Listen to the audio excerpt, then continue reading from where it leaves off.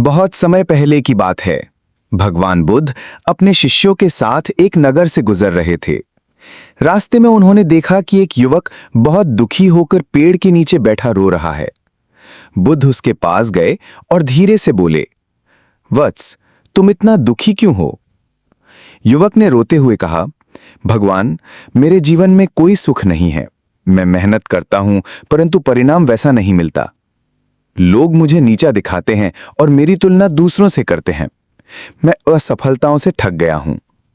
बुद्ध मुस्कुराए और बोले, आओ, मैं तुम्हें एक उदाहरण देता हूं। बुद्ध ने उसे पास के खेत में ले जाकर एक बीज दिखाया और कहा, देखो, ये छोटा सा बीज है। यदि इसे मिट्टी में बोया जाए, पानी दिया जाए, धूप मिले, तो ये अंकुरित होकर बड़ा वृक्ष बनेगा। लेकिन यदि तुम बीज को हाथ में ही रखो और कहो कि ये क्यों नहीं वृक्ष बन रहा, तो क्या यह संभव है?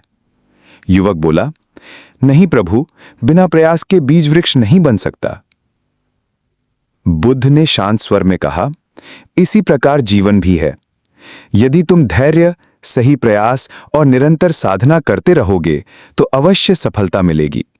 जैसे बीज को समय चाहिए, वैसे ही हर इंसान को अपने सपनों को फलने फूलने के लिए समय देना पड़ता है। दूसरों से तुलना मत करो, बल्कि अपने कर्म पर ध्यान दो। तुम्हारा हर कदम तुम्हें लक्ष्य के करीब ले जाएगा। युवक की आंखों से आंसू रुक गए। उसके चेहरे पर नई आशा और आत्मविश्वास झलकने लगा। उसने बुद्ध के चरणों में सिर झुका दिया और कहा, भगवान, आज आपने मेरे जीवन की सबसे बड़ी सच्चाई समझा दी। अब मैं धैर्य और विश्वास के साथ आगे बढ़ूंगा। बुद्ध मुस्कुराए और बोले, याद रखो, जीवन का असली सुख बाहर नहीं, बल्कि तुम्हारे भीतर है। जब तुम अपने मन को शांत कर लोगे, तो कोई भी तुम्हें दुखी नहीं कर पाएगा। सीख: ये कहानी हमें सिखाती है कि धैर्य, निरंतर प्रयास और आत्मविश्वास से ही सफलता प्राप्त होती है।